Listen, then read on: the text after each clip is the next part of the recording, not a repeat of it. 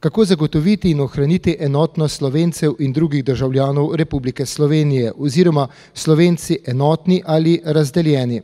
O tem se bomo spraševali. Zato za uvodne besede prosim člana odbora Prebudimo Slovenijo, profesorja Jožeta Korinčiča.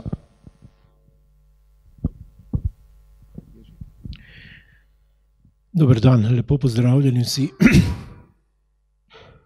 Malo smo zgubljeni v tem prostoru, ampak upam, da bo to zgubljenost nekako bomo premagali, posebno, ker gre za res lep prostor. Moram reči, da se zelo lepo počutim v teh novih prostorih. Gospod Petrič je rekel, da je to res imeniten prostor in da se ni čuditi, da so takšne nasprotovanja v slovenskem prostoru očitno tudi zaradi tega, ker ni to kakšna leva šola. Moja naloga je, da podam nekakšno uvodno razmišljanje o naslovni temi, pa bom prebral, kar sem zapisal. Naslov je Slovenci enotni ali razdeljeni. Naslov je moč razumeti najprej kot kritiko slovenske razdeljenosti in poziv k enotnosti. To branje naslova predpostavlja, da je slabo biti razdeljen in dobro biti enoten, kajti enoten narod je uspešen, razdeljen pa razsipa svoje moči v različne smeri in kot tak ne more doseči ničesar velikega. V ozadju naslovne teme je tudi hrepenenje po narodni spravi in ozdravljenju globokih ran, ki nam jih je zadala državljanska vojna. In tudi želja po taki politični kulturi, ki bi vodila k sprejetju temeljne nacionalne usmeritve oziroma neke vizije.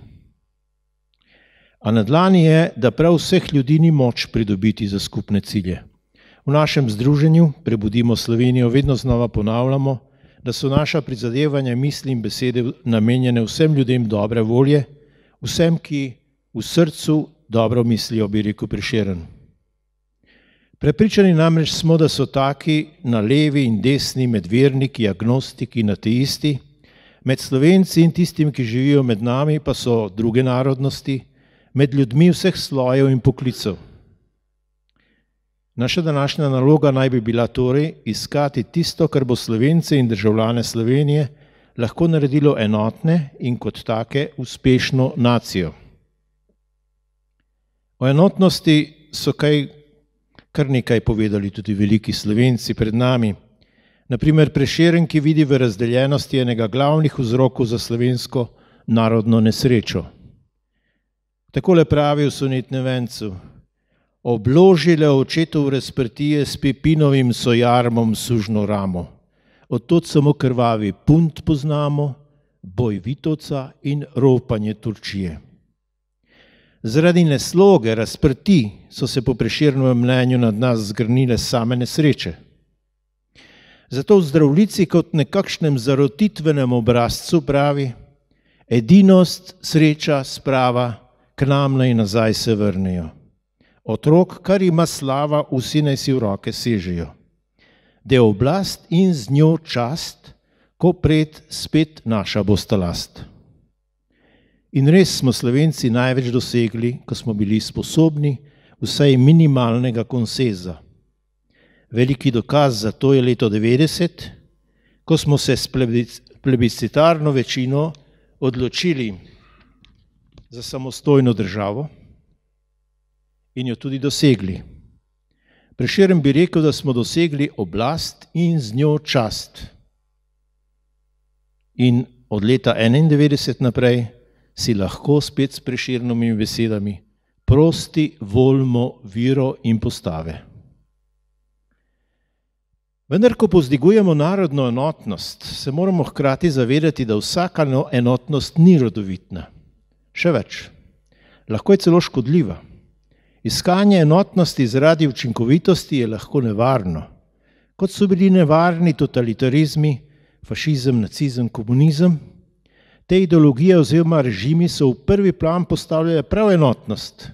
Enotnost ideje, misli, akcije. Vsi korakamo v isto smer. Vodi nas ena ideja, en vodja. Tako enotno voljo so recimo propagirale komunistične skulpture nad mesti vzhodne Evrope. Naprimer, veliki Stalin nad Prago. Pred kratkim sem bil v Pragi in sem videl mesto, kjer je ta veliki kip stal. Edvard Kardelj na Trgu Republike, včasih revolucije v Ljubljani. Na teh skulpturah je človek, posameznik, popolnoma podrejen. Podrejen ideologiji, enemu cilju. Na spomeniku Kardelju na Trgu Republike imamo 14 človeških figur, a samo Kardelj ima izoblikovan obraz. Samo on je pravi človek. Samo on ve za prihodnost, vsi drugi, ki so ob njem in sledijo njegovi viziji, pa so samo bronena gmota. So samo snov za novo družbo. Beseda enotnost je tako prišla v zadnjem stoletju na slab glas. Vsi poznamo nacistično načelo Ein Reich, ein Volk, ein Führer. Prav tako poznamo frazo o bratstvu jedinstvu, ki jo je pogosto uporabljal Josip Broz. Poznamo tudi srbsko reklo samo sloga Srbina spašava. Te enotnosti so bile vprašljive, celo protičloveške. Kakšna pa je tista enotnost, ki jo mi iščemo, ki bi bila odrešilna? Kaj je tisto, kar bo nas združevalo in nas hkrati ohranjalo kot samostojne posameznike, kot osebe? Se do nekega skupnega imenovalca vendar moramo priti, saj vemo, da kljub vsem stranpotem pri iskanju enotnosti nobena skupnost, ki je sama v sebi razdeljena, ne more polno zaživeti. Lahko le životari in propade. Zdi se, da bi bilo primerno vodilo za naše premišljevanje o enotnosti stavek, ki ga tradicija pripisuje svetemu Avguštinu, ki takole pravi: in necessariis unitas, in dubiis libertas, in omnibus caritas. Torej, v nujnih stvareh enotnost, v dvomih svoboda, pri vsem pa dobrota, caritas, ljubezen, dobrota. In kaj je tista necessitas? Kaj so nujne stvari, brez katerih skupnost ne more? Brez katerih ne more sodobna Slovenija, če hoče napredovati? Kaj je lahko vezivo naše družbe? Stare družbe in civilizacije so imele jasno opredeljene temeljne vrednote v religijah. Tudi sama beseda religija izhaja iz religere, zavezati, povezati. Religija povezuje ljudi v neko skupnost, je družbeno vezivo. V sodobni zahodni družbi religija pač nima več take povezovalne vloge, saj vsi ne sprejemamo njenih postulatov. A vendar nas mora nekaj povezovati, nekaj mora biti naša religija, nekaj, kar nas zavezuje in povezuje. To so lahko skupne vrednote in temeljni postulati, ki jih sprejema kaka skupnost. Katere so lahko skupne vrednote, ki tvorijo slovensko družbo in na katerih lahko temelji ne le naše sožitje, ampak tudi vizija, videnje narodne prihodnosti? Menim, da nas samo sprejetje nekih skupnih vrednot lahko veže v skupnost in samo v tem smislu lahko govorimo o enotnosti. In katere so torej tiste necessitas, nujno potrebne skupne točke oziroma vrednote, nekakšni aksiomi našega skupnega bivanja? Kaj je tisto, kar Slovence lahko zdravo združi? Naj omenim 4 vrednote, za katere menim, da so res temeljne. Prvič, najprej je to svetost človeške osebe. Spoštovanje človekovega dostojanstva. Posameznik ne sme nikoli biti sredstvo. V tej točki se pri nas ogromno greši, naprimer z grobimi napadi drug na drugega po medijih, s tako imenovanim sovražnim govorom. Tu je treba reči, da nekateri vsako drugačno mnenje od njihovega zelo hitro razglasijo za sovražni govor, drugi pa v imenu svobode govora žaljivo govorijo o drugih. Mislim, da je o razmerju med sovražnim govorom in svobodo izražanja podal lepo definicijo dr. Jurij Bizjak, koprski škof, ki pravi takole, ko razmišlja o sovražnem govoru. Resnica, pravica in svetost so temeljna merila za razmejitev med svobodo govora in sovražnim govorom. Torej vse troje, resnica, pravica in svetost.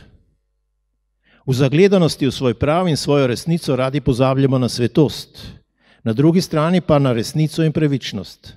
Zato na eni strani beg pred resnico, na drugi grobost in žalitve. Druga vrednota je po mojem družina kot temeljna celica družbe. V vseh raziskavah javnega mnenja o vrednotah je družina na prvem mestu, kar pa pogosto nima odmeva v mestu družine v družbi. Živimo nekako shizofreno, za nekaj, kar nam je najpomembnejše, nimamo časa, denarja, volje, zaradi težnje po ideologizaciji otrok ali želje po dobičku se družino postavlja na stranski tir. Iz družine se je v sodobni družbi umaknilo ne le delo, včasih se je pač delalo v družini največ, ampak tudi vzgoja, rojstvo, smrt, skratka vse pomembne točke v človekovem življenju, ki so bile včasih zelo povezane z družino. Narod, ki ne skrbi za zdrave družine, ne more preživeti. Slovenci bi se morali bistveno več pogovarjati o tem, kako ustvariti dobre pogoje za družinsko življenje, gojiti kulturo življenja. Zelo pomembno se mi zdi pogumno pogledati v oči katastrofalni demografski situaciji in na tem področju narediti pogumne korake. Ne ustanavljati demografskega sklada za upokojence, za odhajajoče, ampak demografski sklad za prihajajoče, za novo življenje, za otroke. To se mi zdi pomembno. To je nekaj čudnega, povezovati demografijo z nami upokojenci. Sej je tudi to povezano, ampak v prvi vrsti, ko človek sliši besedo demografijo, pomisli na nek razvoj, ne pa na upad.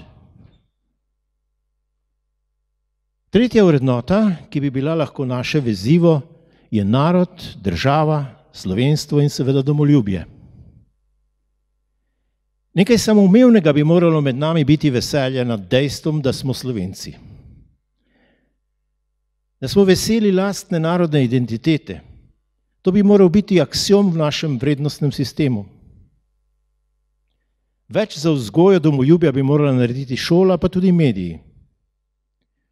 Domoljubje se pogosto v javnosti predstavlja kot nekaj preživelega, skrajno desničarskega celo, enači se ga z nacionalizmom. Seveda se je treba izogibati nekritičnemu, samo vase zavarovanemu nacionalizmu ali celo šovinizmu, a vedeti je treba, da je šele prava ljubezen do lastnega naroda, do svoje zemlje, kulture in jezika, sposobna res ceniti kulturo tudi sosednjih ljudstev in razumeti njihovo ljubezen do njihove domačije. Prav posebna pozornost in skrb bi morala na Slovenskem biti posvečena jeziku, ki je gotovo naša največja narodna dragotina. Četrta vrednota pa je pripadnost evropski civilizaciji. Ali lahko rečemo zahodni civilizaciji tudi. To, da pripadamo civilizaciji, ki jo opredeljuje judovsko-krščansko izročilo, grško-rimska in humanistično razsvetljenska misel in kultura, je nekaj velikega. To je velik privilegij, ki nam kot narodu in kot posameznikom prinaša velike kulturno-duhovne in materialne dobrine. Ta zavest je izrednega pomena, seveda ne v smislu zavračanja drugih civilizacij, ampak kot vedenje o tem, kaj velikega in pomembnega smo podedovali s tem, ko smo narojeni in inkulturirani v Evropi. Dragoceno bi nam moralo biti krščansko duhovno izročilo, ne glede na to, ali pripadamo kakemu krščanskemu verstvu ali ne. Krščansko izročilo, ki je bilo humus za našo kulturo, dragocene temeljne človekove pravice, na katerih temelji sodobna Evropa in cel Zahod. Dragocene bi nam morali biti povezave z ostalimi evropskimi narodi, predvsem Evropska unija. Če bi te vrednote sprejeli za svoje, jih ponotranjili in posredovali tudi mlademu rodu, bi dosegli tako narodno enotnost, da bi na tej podlagi oblikovali tudi neko vizijo, da bi vedeli, kaj hočemo kot država in narodna skupnost. Ta razdeljenost, kakršna je sedaj, nas hromi, da se ne moremo ničemer prav domeniti, niti ne sprejeti kakih pomembnih odločitev.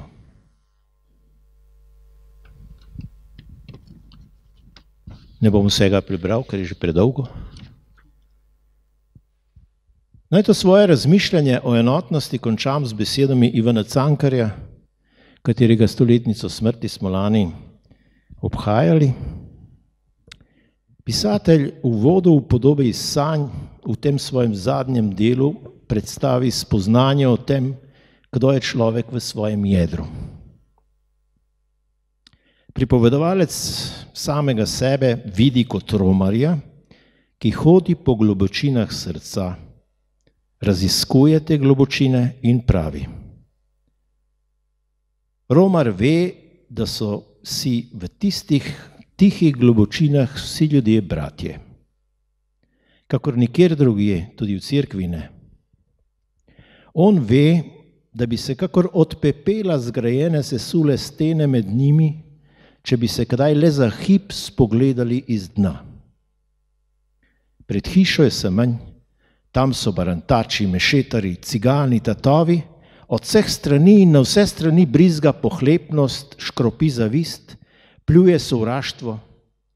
Kadar pa je semenj pri kraju in se barantači, mešetari, cigani in tatovi zaklenijo vsak svojo bajto v tisto pravo, ki je 100 klafter pod semanjo zemljo, takrat jih ni več, en sam človek je. In ta človek je visok v svojih mislih, plemenit, brez zlega in hinavščine v svojih čustvih, čist, nesebičen, brezmejno vdan v svoji vesoljni, vsako božjo stvar tesno objimajoči ljubezni. Vse to ve romar, zato ga ni strah. Torej pojdimo vase in odkrimo tistega enega človeka in razloge za empatijo, empatijo do drugih, za resnico in lepoto sveta in ne bo nas strah. Hvala.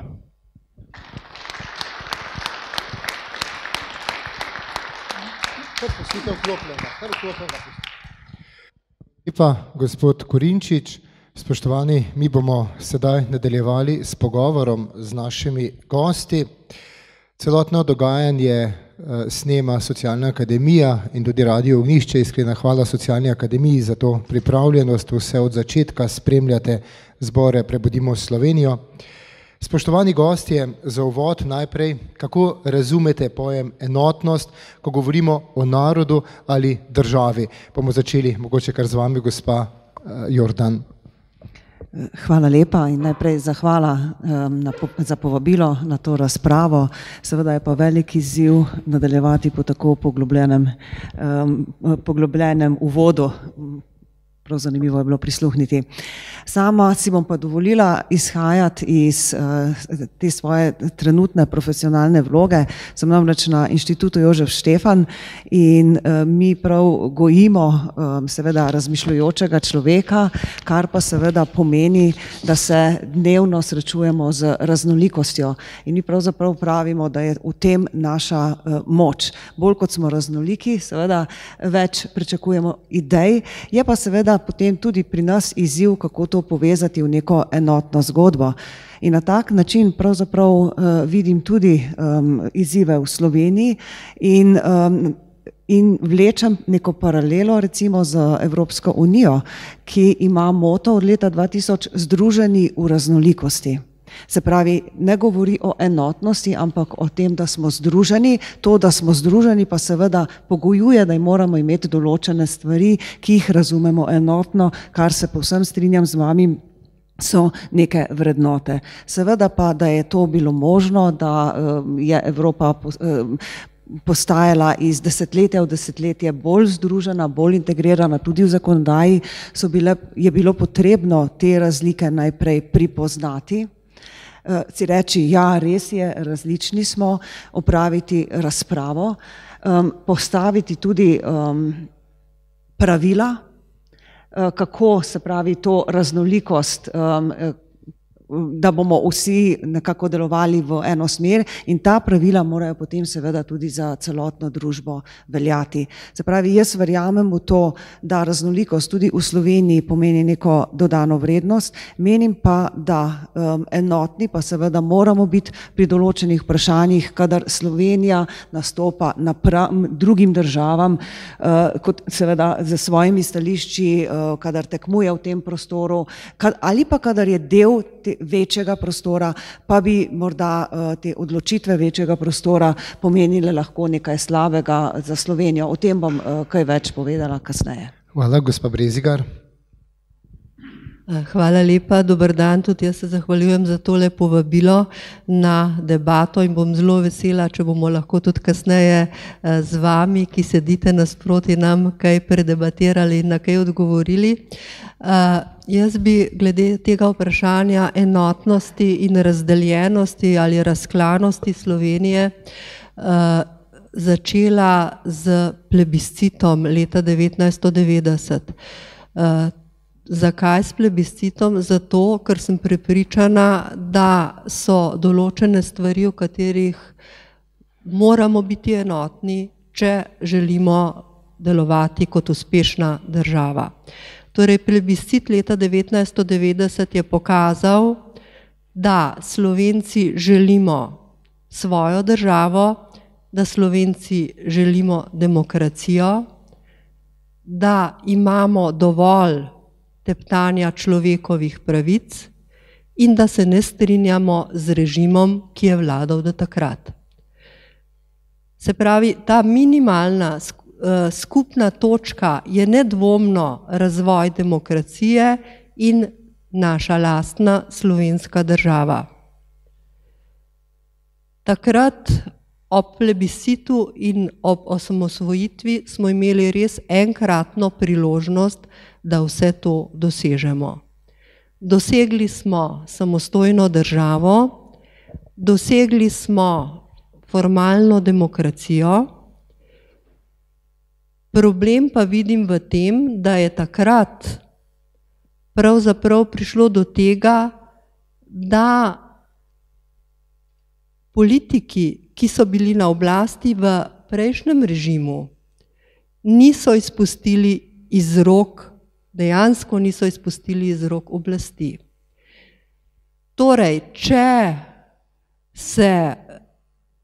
bi se in če smo se takrat vsi strinjali, ali pa vsaj velika večina, kot je pokazal plebiscit, da želimo demokracijo in samostojno državo, bi bil prvi naslednji korak, da tisti, ki so vladali prej, ne vladajo naprej.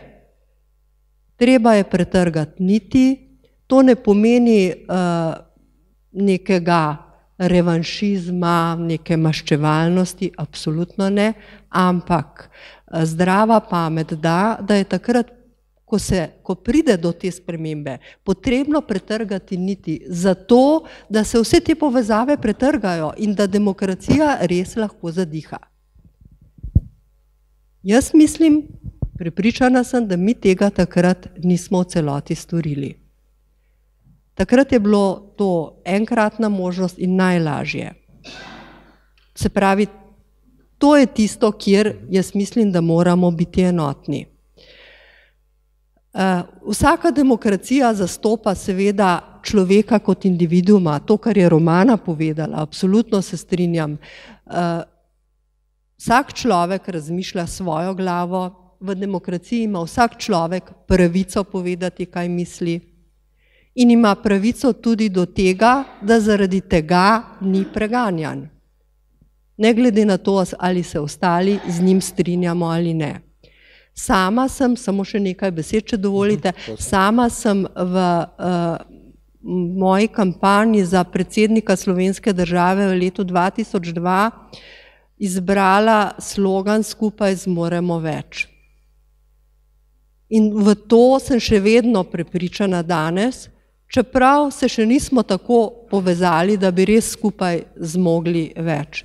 Takrat smo v moji kampanji, moja ekipa, zastopali stališča, da so predsodki slaba stvar, da potrebujemo ljudi s širino duha, svobodnim duhom, da je potrebno v tem smislu stvari spremeniti. In to mislim, da velja še danes, da je še danes potrebno na tem področju ogromno narediti in tukaj je pa pomembna vloga seveda tudi medijev. Zato pozdravljam take okrogle mize oziroma debate. Namreč mediji mislim, da na tem področju niso odigrali svoje vloge, nikoli niso dovolj poudarjali tega, kaj je dobro za državo in kako je za državo slabo, ko so nekateri politiki recimo delili ljudi, jahali na valu razdora, zato da so dosegli svoje parcialne cilje. Tukaj je velika odgovornost tako politike kot medijev in tukaj bi morali biti bolj enotni. Gospod Petrič. Hvala lepa. Zelo zanimivo je bilo poslušati to, kar je bilo zdaj rečeno. Še posebej mislim na sijajno uvodno besedo. Ampak preden rečem 2-3 besede, naj se zahvalim tudi jaz za vabilo. Vsem vam, ki ste si vzeli čas za to razpravo, kajti mislim, da enotni smo se lahko tudi v tem, da je v Sloveniji premalo mirne, trezne, kultivirane razprave o pomembnih temah. O tem smo si enotni, da je tega premalo in zato smo verjetno vsi veseli, da danes, saj za mene to velja, prisostvujem taki debati o pomembni temi v nekem kulturnem krogu z ljudmi, ki pravzaprav skušajo doseči nekaj dobrega. Jaz sem malce starejši, tako kot nekateri gospe in gospodje tukaj, in zato bom takoj rekel, seveda, treba je biti zelo pozoren, kajti enotnost ne sme biti enoumje.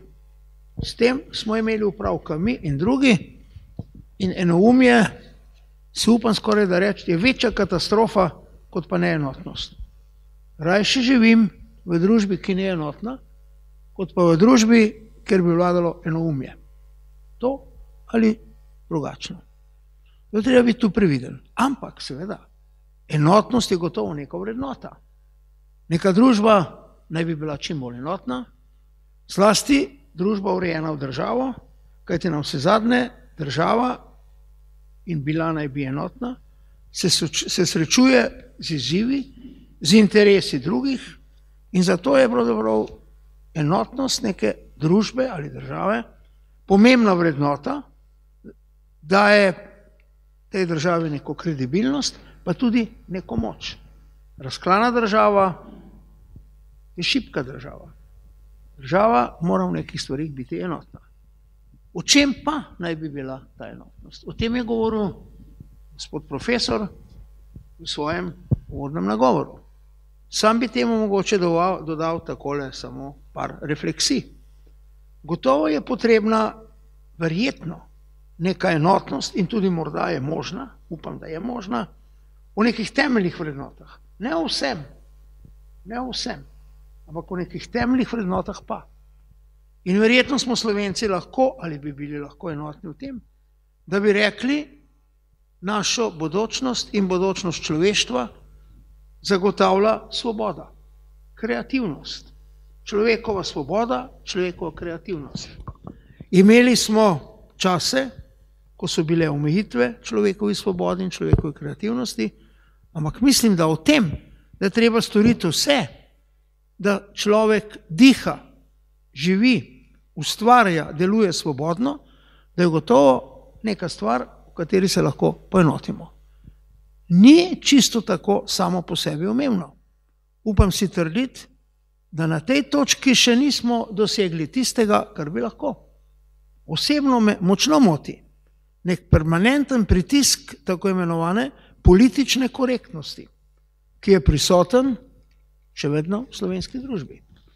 Če govoriš nekaj, kar mogoče ni, recimo, politično korektno, boš hitro obtožen marsičesa, hitro bo omejena tvoja svoboda, če smem tako reči, ustvarjanja, razmišljanja, kreiranja. To je gotovo pomembno. Drugo, gotovo je neka skupna vrednota, ki je lahko temelj enotnosti, spoštovanje človekovega dostojanstva. Vsi smo ljudje, razmišljamo lahko drugače, imamo za seboj svojo zgodovino, osebno, imamo lahko različne poglede, ampak spoštovanje človeka in iz tega izhajajoča toleranca, razumevanje, da smo pluralna družba in da moramo ostati pluralna družba, je naslednja taka vrednota. Lahko bi še našteval, ampak da ne bom predolg, naj posebej rečem, da sem bil impresioniran, ko je bilo tu rečeno, da je potrebna neka enotnost našega pogleda, tu smo lahko enotni, na Evropo. Evropa je naša budućnost, zahodni svet, katerega del smo, je dosegel pravzaprav najvišjo raven civilizacije v razvoju človeške družbe. V tem ni nobenega dvoma. Svetu je ta zahodni svet dal vse tisto, kar so pravzaprav lepote našega časa. Osebna svoboda, enakopravnost ljudi, človekove pravice, vladavina prava, socialna varnost, enakopravnost žensk in moških, etc., etc. To so dosežki zahodnega sveta. Tistega sveta, ki je nastajal od časov helenizma do našega časa. Sam sem včasih zelo nejevoljen, razočaran, ko vidim, kako pravzaprav nam manjka samozavesti. Samozavesti v tem zahodnem svetu, ko nekako prej kot ponos nas navdaja nek občutek, da smo za vse na tem svetu krivi. Pa smo vse tisto, kar je najboljše, najpomembnejše, temu svetu dali. Tudi to je neka točka, kjer bi lahko Slovenci, kot del zahodnega sveta, bili enotni. Glejte, da končam, enotnost je gotovo pomembna vrednota. Ampak tisto, kar sem rekel na začetku, pozornost, pa je treba pa posvečati pozornost tudi temu, da se nam enotnost, zahteva po enotnosti, ne sprevrže v zahtevo ali razmišljanje po enoumju. Hvala lepa. Hvala. Korinčič, na to temo na kratko mogoče.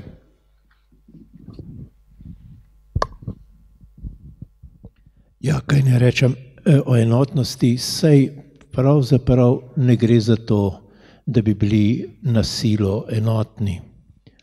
Ne gre za to, da bi napisali nek spisek temeljnih vrednot kot katekizem in se jih potem držali. Mogoče naj za ponazoritev tistega, kar me je navdajalo ob tem razmišljanju, povem, da sem bil prejšnji teden v Pragi in sem malo o tem premišljeval. Že takrat sem vedel, da bom moral imeti uvodno besedo tukaj. In sem gledal te praške, češke razmere, sem šel tja s predpostavko, Čehi so Čehi, ne, po slovensko se reče, da je po češko, to pomeni nekaj nas razšlampanega, svobodnjaškega, neurejenega in tako dalje. Ampak ne, jaz sem dobil čisto drugačen občutek. Ko sem se vozil po praških ulicah, nisem opazil niti enega neprimernega, nedostojnega plakata. Sem rekel, pa to pa ni, to je pa nekaj nenavadnega. Sem mislil, da je Češka tako nekako razpuščena dežela. Pa ne, očitno je za tem nek dogovor, neka družbeni konsens, kaj je kaj je primerno, kaj je neprimerno. V zadju mora biti neke temeljne vrednote. Potem sem se pogovarjal gor z enim novinarjem češke televizije in sem vprašal, sem rekel, kako ste pa vi z ulicami naredili? Sem rekel, pri nas so te ulice, pa trgi, še vedno imamo Titov trg, pa ne vem, katere ulice, pa Kardeljeve ulice, pa in tako dalje. Kako ste pa vi to naredili? Sem rekel, jaz nič ne vidim, nobenega tovrstnega, tudi spomenika ne. Pravi, ja, pri nas je to šlo leta 91-90 zelo hitro, pravi. 95% ulic v Pragi so preimenovali. Se pravi, spet gre odzadaj za nek konsens. Sedaj smo mi naredili res, hočemo res demokracijo, se poslavljamo od nekega obdobja, ki ga doživljamo kot totalitarno. Potem tudi druge stvari sem opazil, česar pa pravzaprav res pri nas ni. In v tem smislu to enotnost, to neko kulturo duha, ki je skupna vsem prebivalcem, ali pa vsem, ne bom rekel vsem, ampak ki prevladuje, ki jo dihamo, tega pogrešam jaz. Pri nas imamo občutek, da smo res razbiti.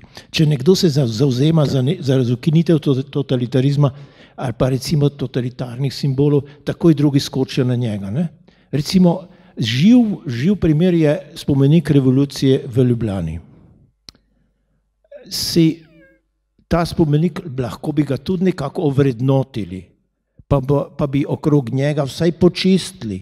Jaz se večkrat grem mimo tega spomenika tam na Trgu Republike in vidim, to je zanemarjeno. Tam je, črke so odpadle z tistega napisa tam dol, v ustavo smo zapisali in tako dalje. In tistih črk potem ne zamenjajo. Skratka, ena velika razpuščenost, nemarnost, negotovost. Ne vemo, kaj bi s sabo. Tak občutek imam. Hvala, gospa Jordan. Ko sem leta 2004 prišla v Evropski parlament, sem se vprašala, kako naj ocenim, da je nek zakonodajni predlog dober. In takrat sem si nekako postavila svoj moto, ki je potem res veljal celih 10 let, da sem rekla, če vidim, da prinaša nekaj dobrega, na srednji ali daljnoročno za vse države članice, potem je to dobro, ker na kratek rok lahko pomeni tudi za kakšno članico nek problem. Se pravi, da sem pri tem, ko sem pričakovala, da bomo enotno nekaj podprli, izhajala iz dobrega, seveda iz tistega, kar sem jaz razumela, da je dobro. In v Evropskem parlamentu smo recimo 2009 sprejeli eno resolucijo, ki zelo dobro obravnava stvari, ki so bile zdaj omenjene v teh naših govorih in temelji, bom rekla, na vrednotah, kot so mir, osebna svoboda, pravičnost. To je bila resolucija o obsodbi totalitarnih režimov. In tu se je zgodila neka zelo zanimiva situacija. Resolucija govori o tem, seveda, da obsojamo fašizem, nacizem, komunizem, da so bili to zločinski sistemi in da naj se politika umakne iz razprave o teh sistemih in naj prepusti mesto zgodovinarjem, naj zgodovina s tem opravi. Narejena je bila pa resolucija in to tudi omenja, zato da bodo narodi Evrope lažje dosegli spravo. Kaj se je zgodilo? V parlamentu smo vsi poslanci iz Slovenije glasovali za to resolucijo. Torej smo bili enotni, ker evropska civilizacija ima seveda neke skupne vrednote slovensko, zato pa smo združeni, sicer v raznolikosti, kot sem prej rekla. V slovenski politiki je bil večkrat poskus, da bi seveda sprejeli te določbe, ki so bile sprejete na evropskem nivoju. V državnem zboru ali v odborih se je ta resolucija večkrat obravnavala, pa nikoli sprejela z razlago, da pri nas smo drugače uredili ta vprašanja.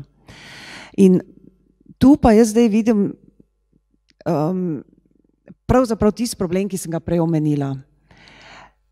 da ne sprejemamo raznolikosti in na podlagi te raznolikosti sprejemamo potem nek enoten odgovor, ki bi bil za cel narod dober. In se strinjam, problem lustracije, ne, in obsodbe teh režimov vlečemo iz preteklosti v sedanji čas in nam je cokla in zaradi tega vsi izgubljamo. Gospa Jordan, srečanju smo dali podnaslov Slovenci enotni ali razdeljeni z vprašanjem. Če spremljamo aktualno dogajanje prej kot enotni, razdeljeni, je to lahko razlog za stagnacijo Slovenije? Za stagnacijo Slovenije? No, zagotovo že ta primer, ki sem ga pravkar povedala. Jaz mislim, da to, da ko bi morali obravnavati druga vprašanja, ne, ki so politična vprašanja, da se vedno vrnemo v zgodovino in pravzaprav politika upravlja delo, ki bi ga morali upraviti zgodovinarji, pomeni stagnacijo. Zagotovo, recimo, če omenim samo okoljska vprašanja, z njimi sem se ogromno ukvarjala v Evropskem parlamentu, pa s podnebnimi spremembami. Jaz verjamem, da je to velik izziv tudi za Slovenijo, ampak po letu 2009 je to vprašanje popolnoma izginilo iz naše politične agende. Razvojne teme, neke dolgoročne razvojne teme, pravzaprav pri nas ni resne razprave o tem. Potem, če omenim recimo, se pravi, govorim o narodni enotnosti, o enotnosti politike, bi pa pričakovala več enotnosti tudi znotraj določenih političnih polov. To, da so bile desno-sredinske stranke pravzaprav na oblasti samo en mandat, pa dvakrat zelo kratko, del odgovornosti leži na nas samih in tu se moramo tudi sami pogledati v ogledalo, kajti tudi tovrstna enotnost vpliva na razvoj demokracije v Sloveniji. Recimo medgeneracijska solidarnost je ena od takih vrednot in jaz razumem medgeneracijsko solidarnost tudi, da se upošteva tudi takrat, ko se sprejema proračun. In zdaj imamo zelo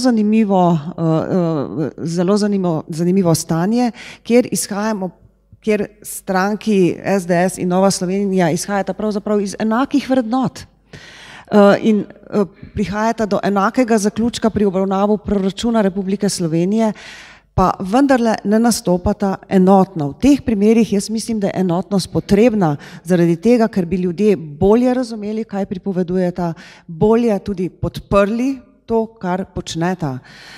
In pravzaprav se sprašujem, zakaj prihaja do tega.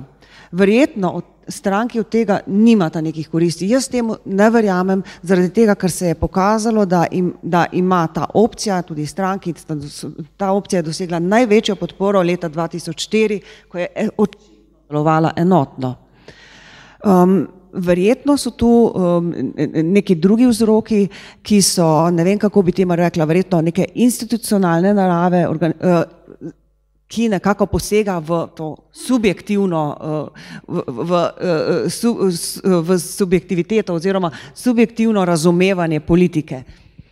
In ta neenotnost je pa škodljiva. Gospod Petrič, zdi se, da so pri nas deležni spoštovanja samo še športniki, da drugi profili in institucije od cerkve do države v javnosti niso deležne velikega spoštovanja in nimajo skorajda nobene avtoritete več. Ima po vašem mnenju pomanjkanje spoštovanja in politične kulture kako povezavo z enotnostjo oziroma razdeljenostjo? Hvala za vprašanje, ki je zelo pomembno. Slovenija je na nek način neenotna družba. Razklani smo tudi takrat, kadar ne bi bilo treba, da smo razklani. Pogosto se gleda ne na to, kaj je nekdo predlagal, ampak kdo je predlagal.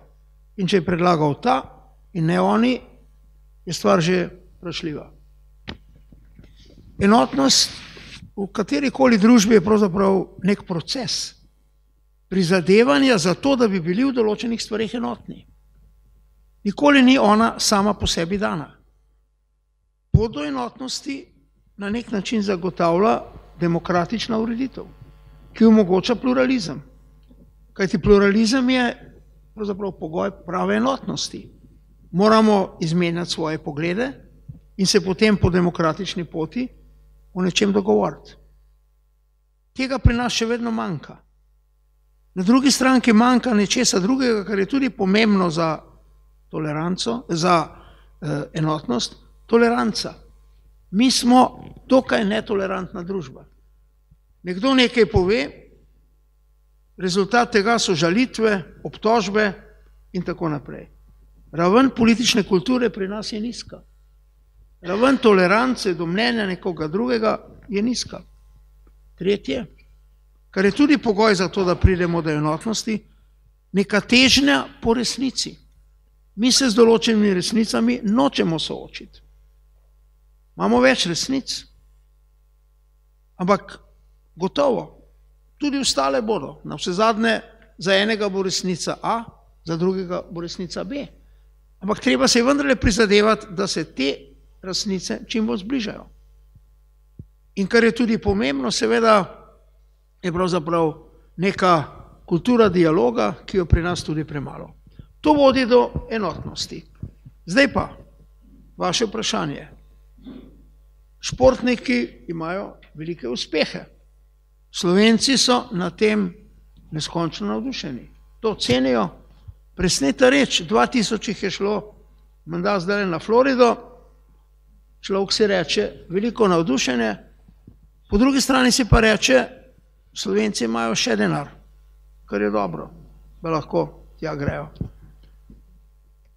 Ampak mislim, da je v Sloveniji morda zaradi nekega obupa, če smem tako reči, nad politiko, pravzaprav ta velika nagnjenost k športu.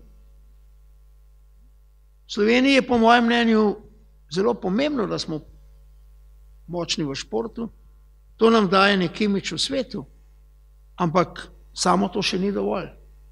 Mi bi, tako kot učinkovite športnike, rabili tudi dobre politike. In tu sem pri naslednji stvari, ki se mi zdi pomembna za našo enotnost. Ne verjamemo v znanje, v sposobnost. Zato, da nekatere od teh institucij, ogradil se bom tukaj od cerkve, ne uživajo posebej velikega ugleda, je rezultat tudi neke splošne miselnosti pri nas, ki pravzaprav je, da je vsakdo za vse sposoben. Kar ni res in kar ne drži. In potem, če gledaš, in konkretno, če gledaš našo politično elito, pravzaprav ne moreš priti do zaključka, da naj bi a priori bila deležna velikega spoštovanja. Mora ga si šele pridobiti. Tako da, gledajte, Slovenija je neka mlada država, vsi smo ponosni na to, da jo imamo, končno smo dobili svojo usodo v svoje roke, nimamo ne tradicije državnosti, nimamo ne tradicije vladavine prava, nimamo ne neke globoke tradicije demokracije in tako naprej, nimamo neke družbene elite, nimamo še posebej neke politične elite, vse to zahteva svoj čas, mogoče bomo to dobili. Popolne enotnosti nikoli ne bo, lahko pa je več prizadevanj za toleranco, za resnico. In naj zaključim z besedami, ki jih večkrat povem, najbolje je, če v vseh teh stvareh vsakdo pometa pred svojim pragom. Pravzaprav na tej in na oni strani skušamo se znebiti tistega, kar pravzaprav ne prispeva k enotnosti.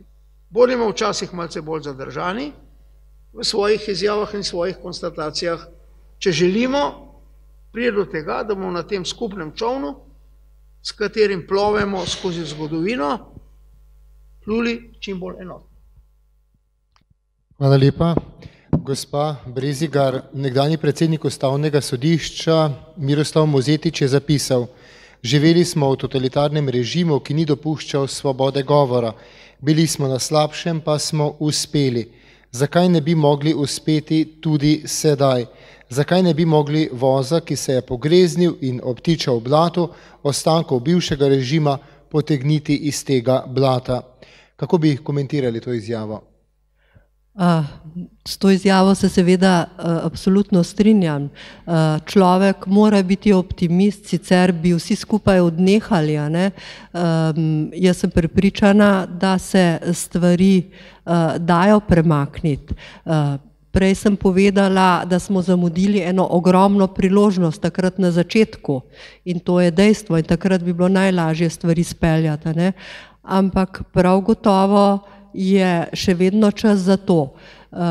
Predvsem imamo eno veliko srečo, da smo del Evrope in da nam to kljub temu, kar se v Evropi dogaja danes, še vedno lahko pomaga. Nismo osamljeni tukaj. Tako da se jaz s to izjavo strinjam.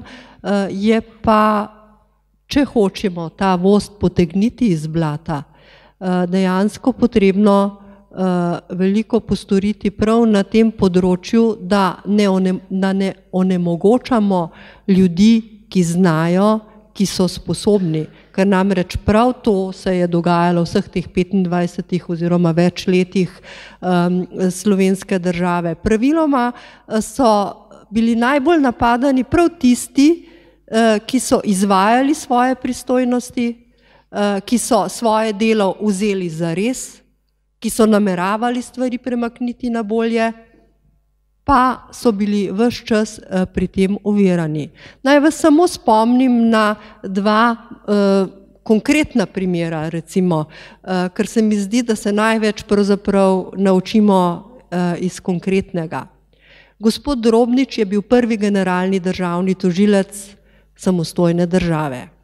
Ves čas svojega 8-letnega mandata je bil razreševan in napadan.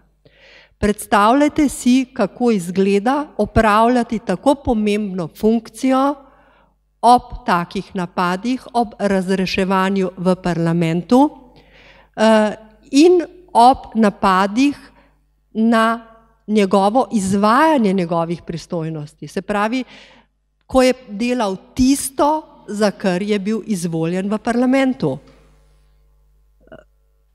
Torej, če ljudi, ki so konkretno, gospod Drobnič je bil izreden pravnik, bil je pa tudi izreden človek s potrebnimi moralnimi vrednotami, nikoli ni nikogar spraševal po njegovem osebnem prepričanju, njegovo merilo nikoli ni bilo ali nekdo lahko neko funkcijo opravlja zaradi osebnega prepričanja, ampak ali je sposoben to funkcijo uporabljati, ali ima potrebna znanja za to, pa poglejte, kaj se je dogajalo. Vseh 8 let njegovega mandata.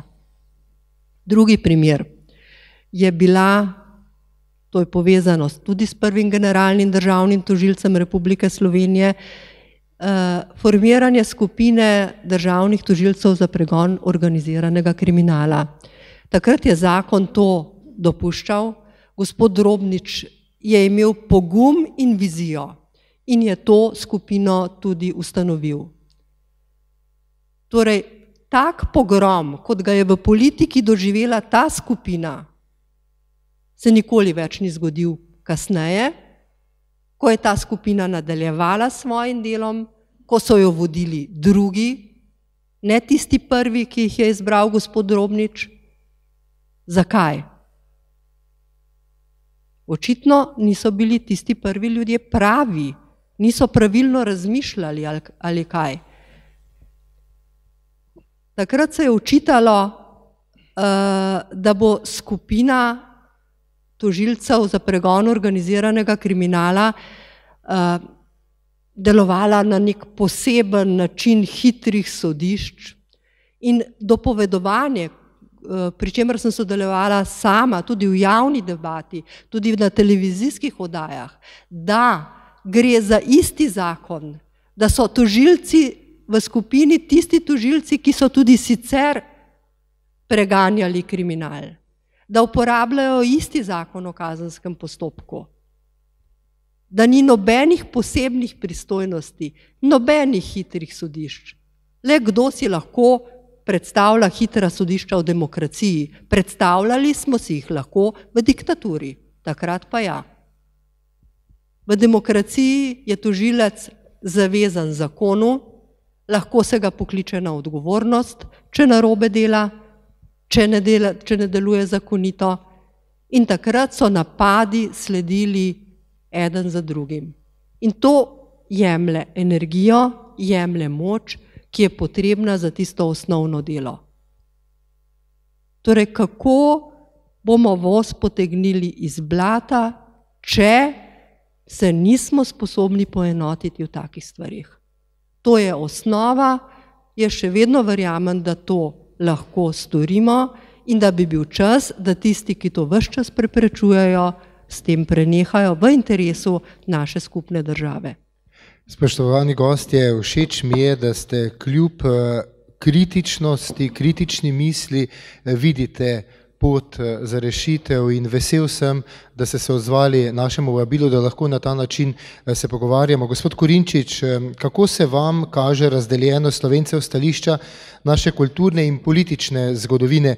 Ali nismo bili Slovenci vedno preveč različni oziroma razdeljeni na leve, desne, liberalce, klerikalce? Med vojno in revolucijo je dosegla ta razdeljenost tragične, uničevalne razsežnosti. Je to zgodovinsko zaznamovanost sploh mogoče preseči?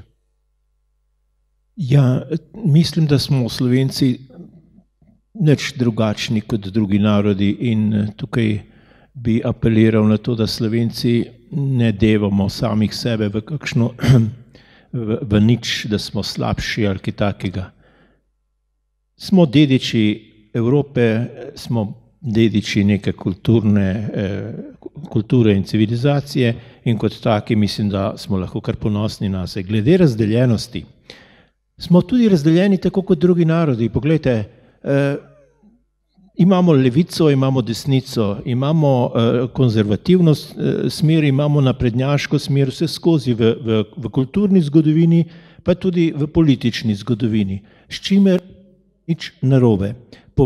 Se mi zdi meni pomembno, da to sprejmemo in ovrednotimo. Ta različnost je bogatstvo in ceniti to različnost kot bogatstvo, se mi zdi, to pele pravzaprav naprej in v bistvu v tem je tudi tista enotnost, pozitivna enotnost, ki jo lahko dosežemo. Ja, človek brez levice in desnice težko funkcionira brez dveh rok. Težje, bistveno težje in zato pravim, je tudi v političnem in tudi sicer kulturno-političnem smislu pač pomembno imeti oboje. Pomembno je to uskladiti. Poglejte, Janko Kos je napisal zelo dobro knjigo Kulturna zgodovina Slovencev. In v njih je ena osrednjih tez, da smo Slovenci na kulturnem področju največ dosegli takrat, ko smo znali združiti obe prevladujoči kulturni smeri. On govori o dveh tokovih, o katolištvu na eni strani, na drugi strani pa o svobodomiselstvu.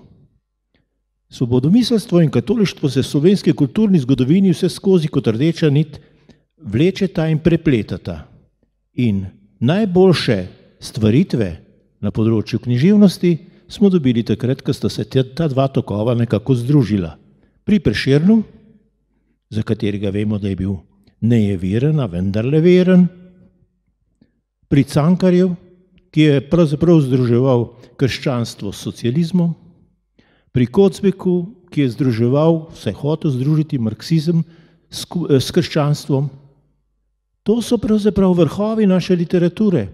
In tako je tudi na drugih področjih. Če bi znali to različnost ceniti, videti, da kar ima levica, nima desnica, ampak oboje je potrebno, potem bi res nekaj dosegli. Ampak za to spoštovanje je pa seveda potrebna neka politična kultura, o kateri je govoril gospod Petrič. In te politične kulture se seveda pa še premalo časa učimo in tudi ne smemo biti nestrpni, šele 30 let, še nimamo 30 let lastne države in demokracije. Tako da jaz nisem pesimist. Tako, hvala lepa. Še jaz imam za vsakega gosta eno vprašanje, prosim, da čim bolj strnjen odgovor.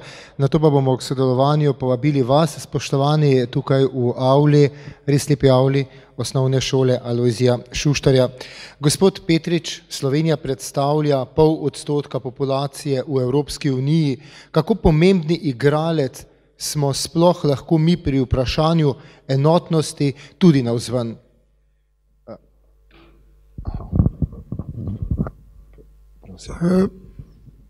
Če sem prav razumel vprašanje, gotovo, gledajte, včasih si delamo utvare, da smo pomembnejši igralec, kot smo. Zgodovina to potrjuje, če sem čisto kratek. Glavno besedo v sodobnem svetu ima recimo 5 stalnih članic Varnostnega sveta, pa skupina 20 in tako naprej. Pa v Evropi govorimo o francosko-nemškem vlaku in podobne zgodbe. Pa v zgodovini, ko se je formiral svet po drugi svetovni vojni, Jalta, Potsdam, par velikih je odločalo, drugi smo se na nek način prilagajali. In ko se je šlo za našo usodo v Versaju, na versajskih pogajanjih, 5 sil združenih in pridruženih je odločalo, naši delegati, vsa čast jim, trudili so se, ampak so čakali pred vrati, da jim sporočijo odločitve. Tak je, nažalost, svet. Imamo 5 gigantov, ali pa 7, ali pa 10, imamo pa države, za katere ime morda vemo, ne vemo pa, kje so. Palau, Nauru, Telugu, a ne še naprej naštevam. Ni treba.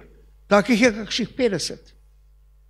Se pravi, mednarodno življenje, žal, ali mi to hoteli ali ne, meni to ni všeč, ampak tako je, glavni ton dajo veliki, dajo glavni ton tudi veliki v Evropi. Ampak to ne pomeni, da Slovenija, če ve, kaj hoče, zlasti v okviru Evrope, ne more vplivati na tiste skupne odločitve in ne more na nek pameten način ščititi svoje interese. Zato je pa seveda potrebna enotnost. Gotovo, razklana Slovenija, razdvojena, ima v Bruslu manj besede, kot bi jo sicer imela, če je to neka, bi rekel, država, povezana, nastopa skupaj, ima neko težo, ima neko verodostojnost, izvršuje obveznosti in tako naprej. Gotovo ima to velik pomen. Naša usoda je usoda v Evropi. In tu smo pred pomembnimi stvarmi.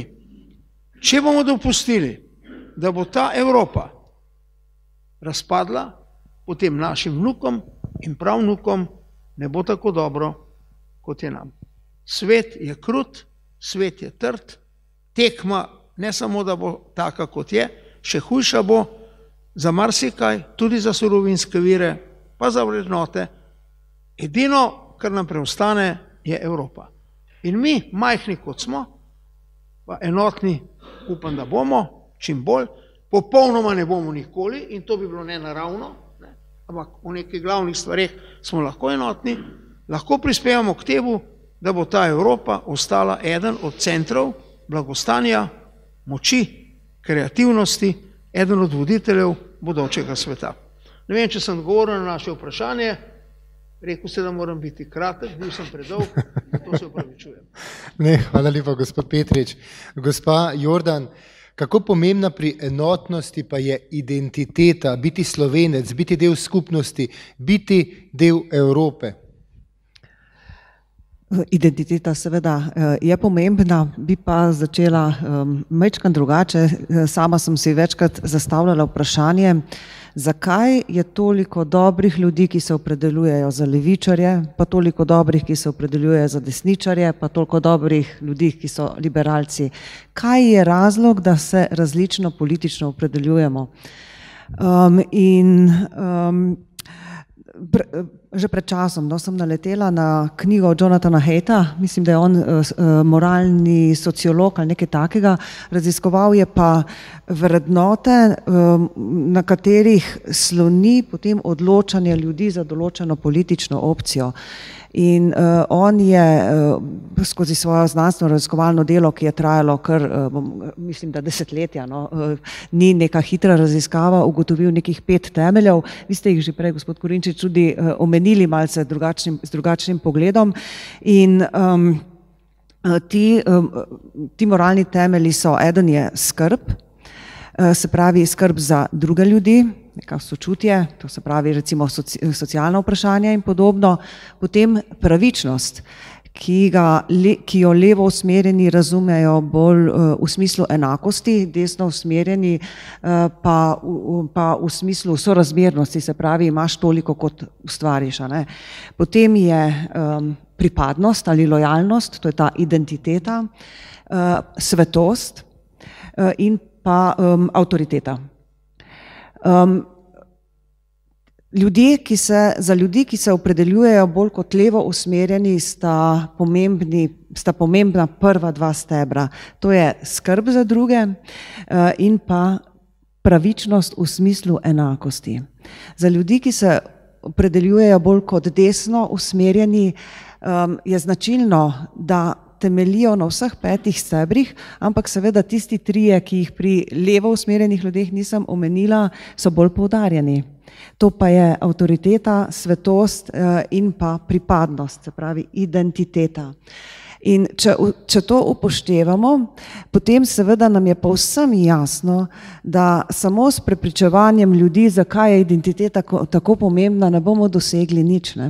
Pomembno jih je to sprejeti in potem iskati poti, kako pa vendarle enotneje delovati v primerih, ko je to potrebno. In tudi tu so seveda potem določene rešitve, kjer je določena institucionalna podpora, ki sega predvsem, daje predvsem 3 priporočila, in sicer, da naj poudarjamo podobnosti, ne različnosti.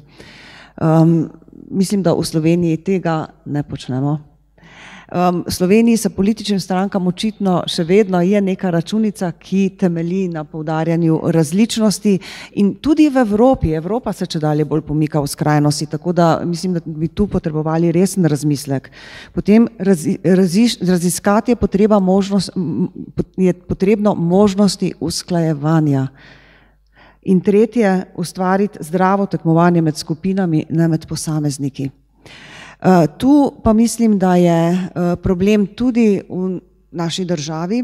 Jaz sicer zelo nerada rečem, da je majhna, ampak vendarle smo majhen sistem, kjer je dejanska konkurenčnost in tekmovalnost med političnimi opcijami nekoliko težja na osnovi znanja in sposobnosti kot nekih večjih sistemih. Konkurenčen prostor je težje vzpostaviti in tudi zaradi tega jaz tako verjamem v Evropsko unijo, ker se nam prostor tekmovanja širi in nas zaradi tega sili v neko meritokracijo in zdrava merila, s katerimi ocenimo neke sposobnosti.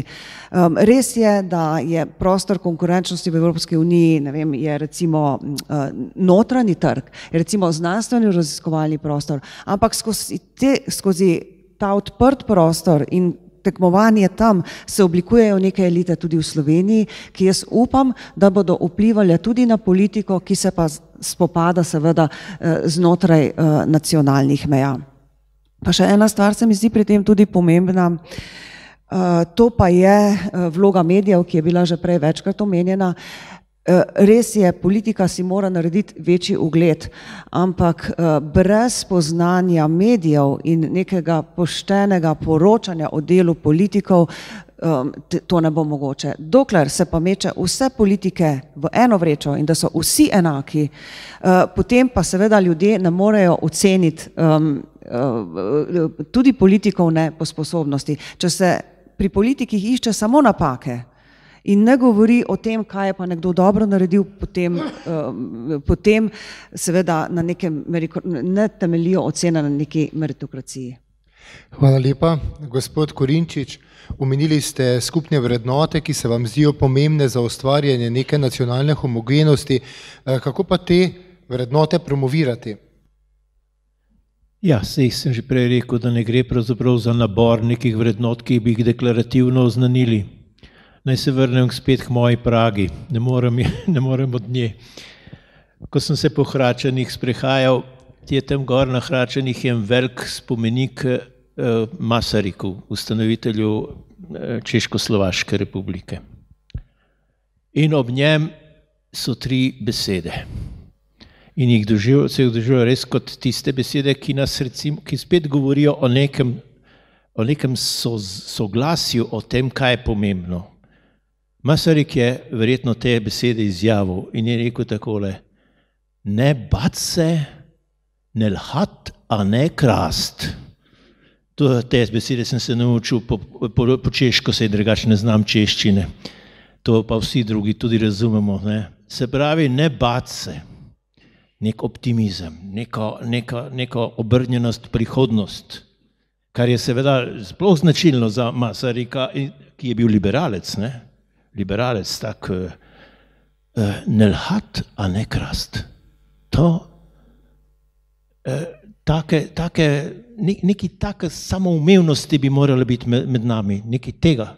In to bi morali biti korajžni, ne? Pri nas bi hmal rekel kdo, ja kaj pa tisti moralizem tamle na steni počne? Saj to vendar ni tako, preveč otročje, ne? Ne, za njih ni in mislim, da tudi za nas ne bi smelo biti. Sam toliko. Hvala lepa. Nedavno mi je nekdo dejal za enega od županov slovenskih glavnih mesta, ne Ljubljane, češ je dober podjetnik, veliko si je pridobil, pa vsi vemo, da ne na pravi način, ampak je pa gotovo dober, da ga nihče do danes ni ujel. In tukaj je moje zadnje vprašanje za vas, gospa Barbara Brezigar, v tem prvem delu. Ali bi se strinjali, da razdeljenost naroda izhaja tudi iz vprašanja pravne države, delovanje oziroma nedelovanje sistema kot takšnega in včasih tudi preganjanja nekoga, denimo tudi zadnji primer dr. Patra Tadeja Strehovca zaradi sovražnega govora?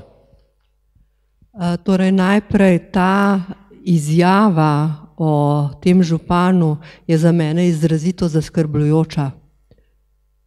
Torej to je v redu, če se dobro znajdeš, samo da te ne dobijo, a ne?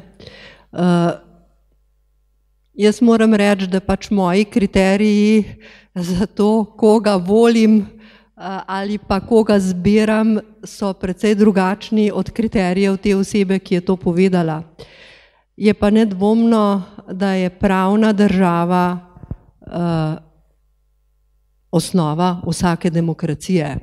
Prej sem že omenila probleme, s katerimi smo se srečevali, recimo na tožilstvu.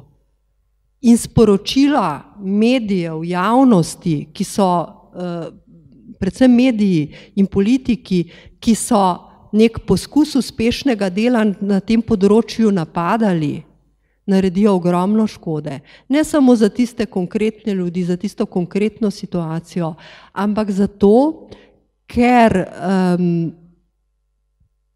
ljudem sporočajo, da bodo imeli probleme, če bodo suvereni, samostojni, če bodo svoje delo jemali zares. In tukaj so ti naši problemi, zakaj pravna država ne funkcionira tako, kot bi morala.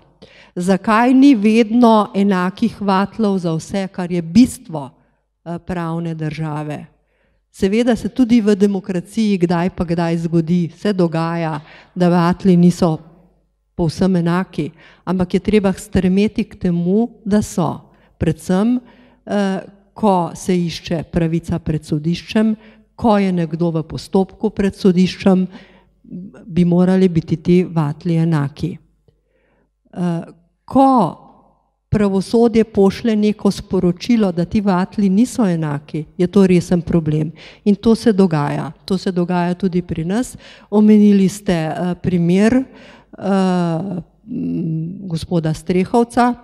Jaz osebno lahko povsem mirno zatrdim, da od vsega začetka v tem nisem videla nobenega kaznivega dejanja.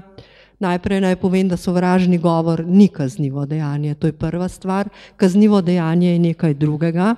Sovražni govor seveda obstaja, pa tudi vsako mnenje, ki je ostro, ki je nasprotujoče nekemu drugemu mnenju, ki se mu zelo močno zoperstavi, ni sovražni govor. To je svoboda razmišljanja, svoboda izražanja, ki jo zagotavlja naša ustava, ki jo zagotavljajo ustave vseh demokratičnih držav. Torej, ta problem, da pogosto ne ločimo, kaj je kaznivo dejanje, kaj je sovražni govor in kaj je izražanje, če tudi ostro, svojih stališč, je resen problem za pravno državo. In tukaj na tem področju je potrebno ogromno narediti. Jaz sem pogosto svojim kolegom svetovala, ko je Jan Zobec napisal kakšno kolumno ali pa imel kakšen intervju, preberite, poslušajte, kaj je povedal, ker namreč v pravosodju potrebujemo ljudi z velikim znanjem, s širino duha, s strpnostjo, ljudi brez predsodkov, ki jih ne motijo opredelitve enih ali drugih, ko odločajo o njihovih pravicah, in takrat bo ta pravna država zares funkcionirala. Hvala lepa, spoštovani gostje. Zagotovo si zaslužijo en aplavz, se strinjate?